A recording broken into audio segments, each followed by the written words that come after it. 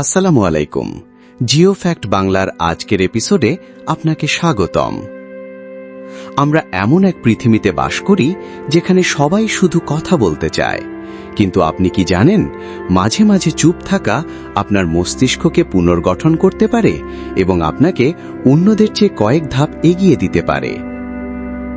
আজকের ভিডিওতে আমরা জানব চুপ থাকার 5টি অবিশ্বাস্য মনস্তাত্ত্বিক এবং বৈজ্ঞানিক তথ্য সম্পর্কে। চলুন শুরু করা যাক। 1. মস্তিষ্কের কোষ বৃদ্ধি পায়। 2013 সালের একটি গবেষণায় দেখা গেছে, মানুষ যখন দিনে অন্তত 2 ঘন্টা সম্পূর্ণ চুপ থাকে, তখন মস্তিষ্কের হিপোক্যাম্পাস অংশে নতুন কোষ তৈরি হয়। এই অংশটি আমাদের শেখার ক্ষমতা এবং স্মৃতিশক্তির জন্য দায়ী।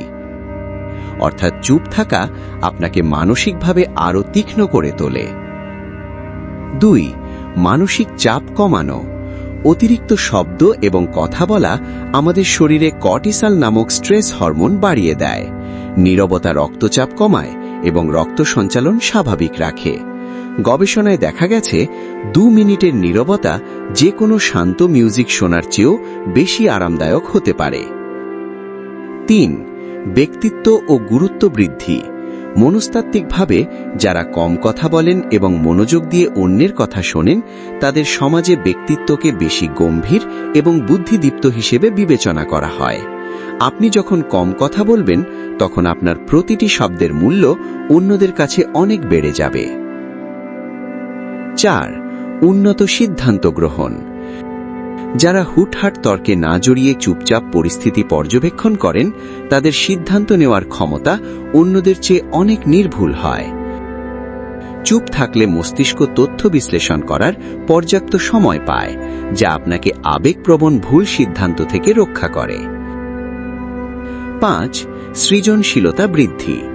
বড় বড় সব আবিষ্কার বা আইডিয়া সাধারণত কোলাহলের মাঝে আসে না। যখন আপনি চুপ থাকেন, তখন আপনার মস্তিষ্ক বিভিন্ন তথ্যের মধ্যে সংযোগ স্থাপন করে নতুন কোনো আইডিয়া তৈরি করতে পারে। এ কারণেই শান্ত পরিবেশে মানুষের সৃজনশীলতা সবচেয়ে বেশি থাকে।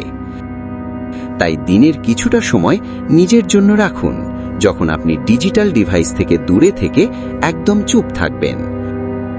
মনে রাখবেন, নীরবতা মানেই দুর্বলতা নয়, নীরবতা হল গভীর প্রজ্ঞার বহিঃপ্রকাশ। ভিডিওটি ভালো লাগলে লাইক দিন এবং এই ধরনের আরও তথ্যবহুল ভিডিও পেতে জিও ফ্যাক্ট বাংলা চ্যানেলটি সাবস্ক্রাইব করে রাখুন। আপনার মতামত কমেন্টে জানাতে ভুলবেন না। দেখা হবে পরবর্তী ভিডিওতে। ধন্যবাদ।